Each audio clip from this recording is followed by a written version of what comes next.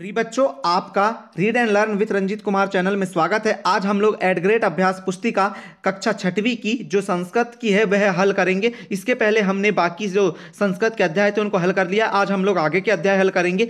तो अगर आप इस चैनल में नए हो तो चैनल को लाइक कीजिएगा, शेयर कीजिएगा और सब्सक्राइब भी अवश्य कीजिएगा। ठीक है, अगर आप सब्सक्राइब करते हो तो वीडियो आपको आसानी से मिल सकेंगे, इसके लिए आप चैनल को सब्सक्राइब कर लीजिए। आपको 6वीं, 7वीं, 8वीं, 5वीं, 4वीं, तीसरी, पहली, दूसरी कोई भी क्लास के कुछ भी आपको जो भी जानकारी है या कुछ भी सॉल्यूशन मिलता है वो यहाँ पर आपको इस ग्रुप में पूरा कंप्लीट कराया जाता है। 9वीं 10वीं कोई भी क्लास हो, इसके लिए आप चैनल को सब्सक्राइब अवश्य कीजिएगा। चलिए, हम लोग आज तीसरा पाठ लेके आए हैं, तृतीय पाठा लेके आए हैं। और तृतीय पाठ जो है हमारा संस्कृत का वो सर्वनाम शब्दः है। ठीक है, उसका भाग 1 है।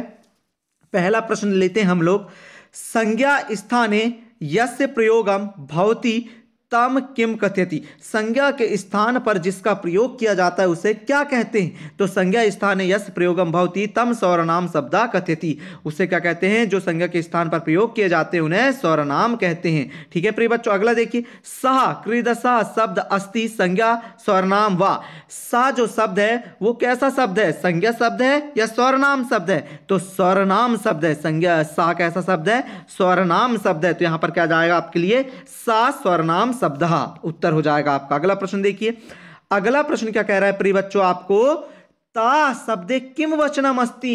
जो ता शब्द है उसमें कौन सा वचन है? तो ता हमेशा कहां आता है? बहुवचन में आता है, मतलब तीसरे नंबर पे आता है। एक वचन, द्विवचन और बहुवचन में।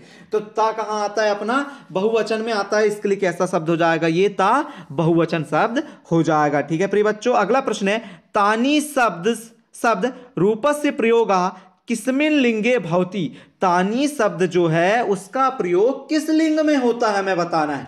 लिंग आपने पढ़ा होगा, पुल्लिंग, स्त्रीलिंग और नपुंसक लिंग। तो यहां पर जो तानी शब्द है वह कैसा शब्द है? नपुंसक लिंग शब्द है। तो कहां प्रयोग करते हैं हम लोग उसका?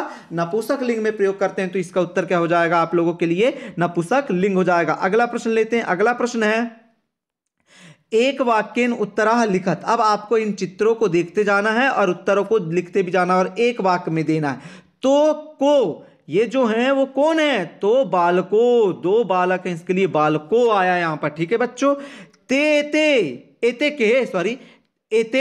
के, तो एते खगा, ये क्या है? सभी आपको दिख रहे होंगे पक्षी हैं। का क्रीडंती, कौन क्रीड़ा करता है मतलब खेलता है। देखिए यहां पर क्रीडंती बहुवचन आया तो हम बालिका का भी बहुवचन उपयोग करेंगे। तो बालिका क्रीडंती, कौन खेलते हैं? बालिका खेलती हैं। ठीक है प्रिय बच्चों, अगला प्रश्न देखिए। तानी कानी विकसंती, यहां पर कौन विकसित हो रहा है या मतलब बन रहा है? तो तानी पुष्पाणी विकसंती, तानी पुष्पाणी विकसंती हो जाएगा। इसका उत्तर क्या हो जाएगा? तानी पुष्पाणी विकसंती। ठीक है प्रिय बच्चों, बन जाएगा। उम्मीद है आप लोगों को। चलिए अगला प्रश्न देखिए।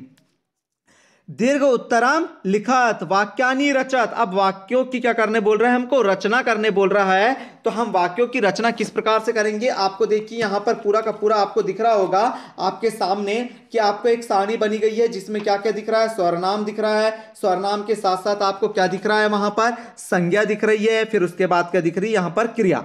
सर्वनाम, संज्ञा, क्रिया। इन तीनों में से आप सर्वनाम का उपयोग करके वाक्य बनाओ कह रहा है, या संज्ञा का उपयोग करके वाक्य बनाओ, या क्रिया का उपयोग करके। पर आपको वाक्य बनाना, जैसे संज्ञा का उपयोग करते हो तो क्रिया के साथ कीजिए, ठीक है, और सर्वनाम का उपयोग करते हो तो क्रिया के साथ करना। जैसे यहां पर देखिए क्या लिखा है, सा मयूरः नृत्यन्ति। उसी प्रकार ऊपर भी एक आपको दिया गया है, सा अध्यापकः अस्ति, यह अध्यापक है, वह अध्यापक है। उसी प्रकार वह मोर नाचती है। तो यहां पर हम देखे बना देते हैं आप लोगों के लिए।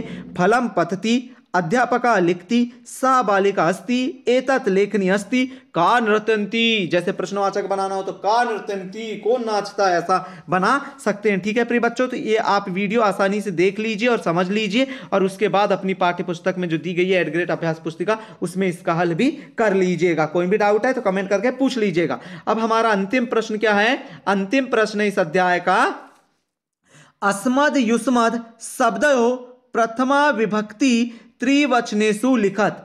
यस्मद और युष्मद जो शब्द हैं उनकी प्रथमा विभक्ति आपको तीनों वचन में लिखने के लिए कहा है। ये दोनों शब्द कैसे हैं? ये दोनों शब्द नपुंसक लिंग के शब्द हैं, ठीक है, सॉरी सर्वनाम शब्द बोल सकते हैं अपन इन्हें, ठीक है।